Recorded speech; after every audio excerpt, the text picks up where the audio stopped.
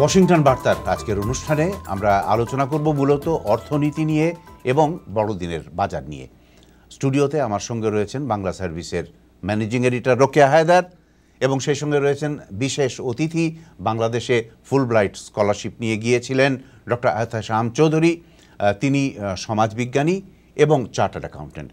Doctor আহতাশাম Chowdhury, আমরা আপনার কাছ থেকে জানতে চাইব খুব সংক্ষেপে যে আজকের বিশ্বে প্রধান দুটি অর্থনীতির দেশ বলে স্বীকৃত এবং আবির্ভূত হয়েছে চীন এবং ভারত।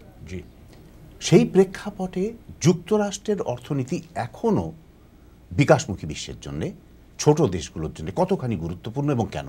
আচ্ছা, আপনাকে অনেক ধন্যবাদ আমাকে আপনাদের স্টুডিওতে এসে কথা বলার জন্য। আপনার দর্শকদেরকে অনেক ধন্যবাদ। আপনার পৃথিবীর বিশ্বে এখনও আমেরিকা নাম্বার ওয়ান ইকোনমি, নিশ্চয়ই এটা নিঃসন্দেহে বলা যায়। চায়না এবং ইন্ডিয়া উঠে আসছে, ইকোনমিক পাওয়ার তাদের অনেক বেশি এখন হচ্ছে, গ্রোথ বেশি হচ্ছে। চায়না নাম্বার 2 হয়ে গেছে অলরেডি, অবশ্যই। জাপান ছিল, সেটাকে সরিয়ে চায়না নাম্বার 1। কিন্তু আমেরিকার যে অর্থনীতি এবং তার যে ডেমোক্রেসি, ওপেন সোসাইটি, লিবার্টি এবং টেকনোলজি, এই সমস্ত যদি আপনি দেখেন, আমেরিকা অলওয়েজ আপনার নাম্বার 1 থাকবে। বিকজ এখানে ইনজেনুইটি যেটা বলে, ক্রিয়েশন যেটা বলে, তার জন্য যে একটা অ্যাটমসফিয়ার দরকার, সেটা পৃথিবীর কোনো দেশে নেই। তার মানে আপনি বলতে চাচ্ছেন, এক মিনিট, যে এই যে বর্তমানে আমেরিকায় যে একটা অর্থনৈতিক মন্দাভাব পরিলক্ষিত হচ্ছে, সেটা সত্ত্বেও আমেরিকা এগিয়ে আসতে সক্ষম হবে? জি, নিশ্চয়ই। বিকজ হয় কি, একটা সোসাইটির যখন বেসিক টেনেটটা একটা স্ট্রং ফাউন্ডেশনে থাকে, যে ডেমোক্রেসি, লিবার্টি, ফ্রিডম, ইলেকশন, তারপর রুল অফ ল, এগুলি যদি আপনার ঠিকমতো চলে, তাহলে যে অর্থনৈতিক মন্দাটা আসে, এটা সাইক্লিক্যাল। একটা ক্যাপিটালিস্ট সোসাইটিতে, যেটা পুঁজিবাদ বলি আমরা, এই আমেরিকান ক্যাপিটালিস্ট সোসাইটিতে আপনার সাইকেলে কখনো কখনো মন্দা হয়। বাজার অর্থনীতিতে কিন্তু মন্দা একটা স্বাভাবিক প্রক্রিয়া হিসেবে আসে, চলে। আচ্ছা, আমরা আরো ঠিক তাই, আমরা আরো নির্দিষ্টভাবে আপনাদের কাছ থেকে জানতে চাইব, রোকেয়া আপনার কাছ থেকে জানতে চাইব যে যুক্তরাষ্ট্রের অর্থনীতির ওপর বাংলাদেশের অর্থনীতি কোন কোন খাতে কতখানি নির্ভরশীল এবং কেন? বাংলাদেশের অর্থনীতি নির্ভরশীল বলতে গেলে প্রথমেই তো ডক্টর আহতাশাম আমার সাথে একমত হবেন, আমাদের যে তৈরি পোশাক শিল্প, যেটা তার একটা মানে সিংহভাগ, সেটা আসে এই আমেরিকাতে। তারপরে যায়, কিন্তু আমেরিকাতেই আসে। তারপরে সি ফুড যেটা বলি আমরা, শ্রিম্প, সেটা এক্সপোর্ট হয় বাংলাদেশ থেকে। আমেরিকার কনজিউমার ডিমান্ড যেটা আপনি বলছেন, পণ্য বাজার, যেটা মানুষ কেনার জন্য যে বাজার, সেটা মন্দা। যে লোকটা আপনার 100 টাকা খরচ করতে, $100, সে এখন 50 খরচ করে, বিকজ ইনকাম কমে গেছে। কিন্তু আবার এখন বেড়ে আসছে। আজকেও দেখলাম যে কনজিউমার ডিমান্ড বাড়ছে।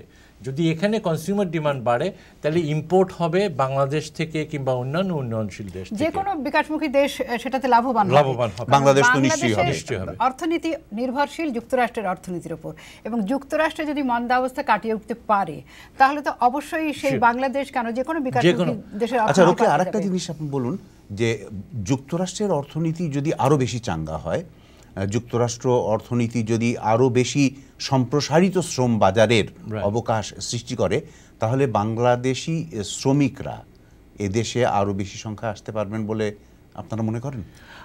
আপনি কি মনে করেন? আমি তো মনে করি যে অবশ্যই পারবে। হ্যাঁ, পারবে, কিন্তু কথা হচ্ছে এখানে আবার লিগ্যাল অ্যাসপেক্টটা দেখতে হবে আপনাকে, যে আমেরিকা বিদেশ থেকে শ্রমিক কতটা আনবে। এখনো আছে, যেমন ভারত থেকে আসে টেকনোলজির উপর, ফিলিপিন্স থেকে আসে নার্সরা, কিন্তু ডিভি লটারি তো মাঝে মধ্যেই যুক্তরাষ্ট্র নিয়ে আসে। কিন্তু আপনাকে একটা জিনিস বুঝতে হবে, যদি আমেরিকার ডোমেস্টিক ডিমান্ড যেটা বলি, বাজারের ডিমান্ডটা বাড়ে, তাহলে তারা ইম্পোর্ট করবে।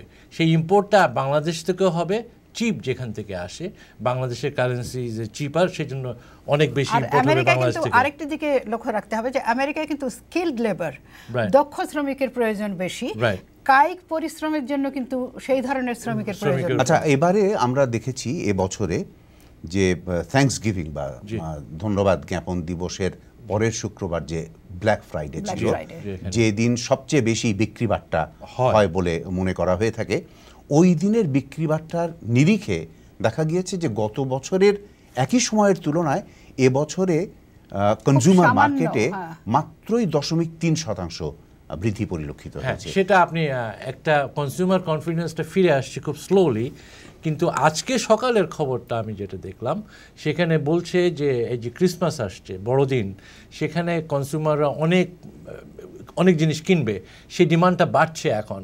তাতে প্রমাণ হচ্ছে আমেরিকার ইকোনমি যে ডিক্লাইনটা হয়েছিল সেটা রিকভার হচ্ছে। It will take some time, কিন্তু স্লোলি ফিরে আসছে, কনজিউমার ডিমান্ডটা বাড়বে। তাতে প্রমাণ করে যে একটা সাইকেলে যখন ইকোনমিক কন্ডিশনটা খারাপ হয় আবার ফিরে আসছে। সেটার জন্য আসলে বছরের এই শেষ ভাগটা, বড়দিন, নববর্ষ এবং থ্যাঙ্কসগিভিং যেমন আপনি একটু আগে উল্লেখ করলেন, এই সময়টাই সবচেয়ে বেশি কেনাকাটার মরশুম।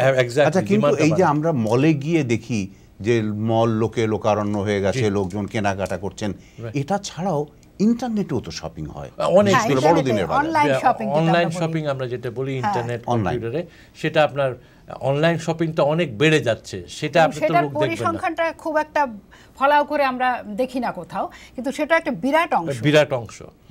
রোকেয়া হায়দার, আপনাকে তো আমরা প্রত্যেকবারই দেখেছি বড়দিনের বাজারে অনেক শপিং করেন আপনি বন্ধু বান্ধবদের জন্য। হ্যাঁ, তো এবারের বড়দিনের বাজার আপনি কেনাকাটা সেরে ফেলেছেন না?